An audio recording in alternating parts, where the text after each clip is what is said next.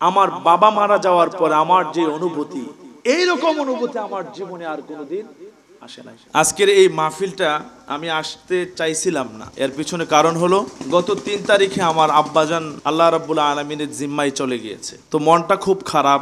আমার আব্বা একজন মাদ্রাসার শিক্ষক ছিলেন, এলাকার স্বনামধন্য একজন আলেমে দ্বীন ছিলেন, তরিকতপন্থী মানুষ ছিলেন। তো আমার বাবাটা হঠাৎ করেই চলে গিয়েছেন, ঢাকায় আইসিইউতে ইন্তেকাল করেছেন। তো যার কারণে মনটা খুব চাচ্ছে না আসতে। ওই বাবা ইন্তেকাল করেছেন, শোকে কান্নাকাটিতে একটু কণ্ঠটা ভেঙে গেছে। তো যার কারণে আমি আমার পরম শ্রদ্ধাভাজন বড় ভাই হযরতুল আল্লাম হযরত মাওলানা গোলাম কিবরিয়া সাহেব আপনাদের এখানে আসেন। হুজুরকে বললাম যে হুজুর আমি তো যেতে চাচ্ছি না। পরে বলছে যে না, আপনি যেতে হবে, একটু কষ্ট হলেও যাবেন। তো আসলে হুজুরের তাড়নায় আমি আজকে এখানে আসা। আমার বাবা মারা যাওয়ার পর আমার যে অনুভূতি, এই রকম অনুভূতি আমার জীবনে আর কোনোদিন আসে নাই। আর আমার আব্বা ইন্তেকাল করেছেন। আসলে আমি আমার যুবক ভাইদের উদ্দেশ্য বলি, যাদের বাবা মা মারা যায় নাই তারা কোনোদিন বুঝতে পারবে না বাবা এবং মা হারানোর ব্যথা যে কত গভীর।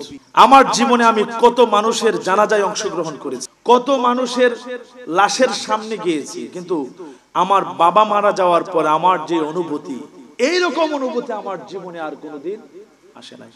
সুতরাং আমি যুবক ভাইদেরকে বিশেষ করে বলবো, বাবা মাকে কষ্ট দিস না। আল্লাহ রাব্বুল আলামিন সহ্য করবেন না। বাবা মাকে ওয়ালা তাকুল্লাহুমা উফফি ওয়ালা তানহারহুমা, আল্লাহ রাব্বুল আলামিন বলছেন তোমার ব্যবহারের মাধ্যমে বাবা যেন নিবৃত্তিতে এই কথাটা না বলে ও ওয়ালা তানহারহুমা, বাবা এবং মাদেরকে কোনোদিন ধমক দিয়ে কথা বলো না।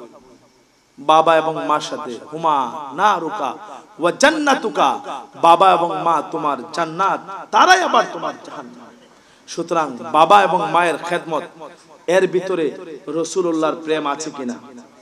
আপনি যদি বাবা মার খেদমত করেন, আপনার অন্যান্য গুনাহ যদিও থাকে, আল্লাহ রাব্বুল আলামিন বাবা মায়ের খেদমতের কারণে অন্য আপনার কবিরা সগীরা গুনাহগুলোকে আল্লাহ রাব্বুল আলামিন মাফ করে দিবেন। আমি তাদের জন্য আমার যুবক ভাইদেরকে পায়ে হাত রেখে বলছি, কয়েকটা জিনিস করবেন না। 1 নাম্বার হলো জিনা। তো আমি অল্প কিছুক্ষণ সময় আপনাদের সামনে পবিত্র কোরআন এবং হাদিস থেকে কিছু কথা বলবো। সে অনুপাতে আমি নিজে বক্তা হিসেবে, আপনারা শ্রোতা হিসেবে আমল করার জন্য আল্লাহ রাব্বুল আলামিন তৌফিক দান করেন। এই জন্য সকলেই বলেন আল্লাহুম্মা আমিন। আমরা সকলেই মুমিন। আমরা সকলেই কি?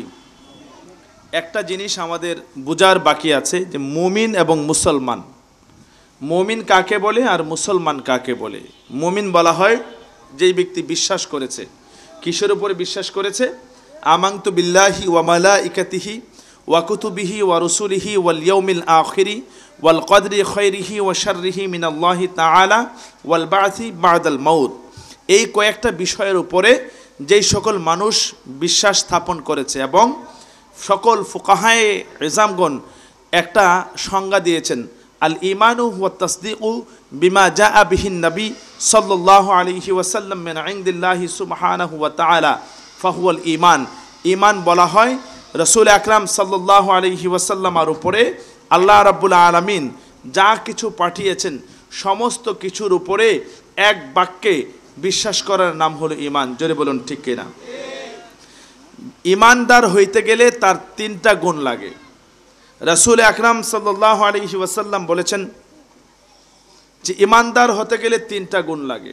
1 নাম্বার হলো তাকে তাসদিক বিল জিনান, তার হৃদয় দিয়ে রাসূলুল্লাহর রিসালাতটাকে বিশ্বাস করতে হবে। 2 নম্বর ইকরারু বিল লিসান, মুখ দিয়ে স্বীকৃতি দিতে হবে। 3 নম্বর ওয়াল আমালু বিল আরকান, এবং যা কিছু বিশ্বাস করেছেন বিশ্বাসের অনুপাতে আল্লাহ রাব্বুল আলামিন যেই সকল বিধান দিয়েছেন, রাসূল আকরাম সাল্লাল্লাহু আলাইহি ওয়াসাল্লাম যেই সকল সুন্নাহগুলো দিয়েছেন, সেই সকল সুন্নাহগুলোর উপরে এবং বিধানাবলীর উপরে আমল করা, এই 3টার সমন্বিত নাম হলো ঈমান। জোরে বলুন ঠিক কিনা? একটা খেয়াল করে দেখবেন যে মুমিন কাকে বলে। আপনি আমি মুমিন হইলাম, আমাদেরকে অনেকে প্রশ্ন করতে পারে যে আমরা মুমিন নাকি মুসলমান। আপনার এবং আমার প্রথম প্রশ্নের উত্তর হবে আমি সবার আগে হলাম ইমানদার মুমিন, আমি দ্বিতীয় নাম্বার হইলাম মুসলিম। কারণ প্রথমত আমাকে বিশ্বাস স্থাপন করতে হবে, দ্বিতীয় নাম্বার হইল বিশ্বাসের উপরে, বিশ্বাসের সাথে ডিমান্ডেড বিষয়ের উপরে আমাকে আমল করতে হবে। সুতরাং যেহেতু আমাকে আগে বিশ্বাস করতে হবে, সুতরাং আমি সবার আগে মুমিন, দ্বিতীয় নাম্বার হইলাম আমি মুসলমান।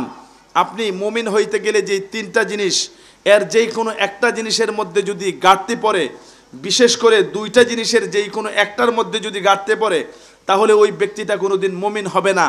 এক নাম্বার ঘাটতি হলো তার বিশ্বাসের মধ্যে যদি ঘাটতি হয়, দুই নাম্বার ঘাটতি হয় সে যদি তার মুখের স্বীকৃতির ক্ষেত্রে ঘাটতি হয়।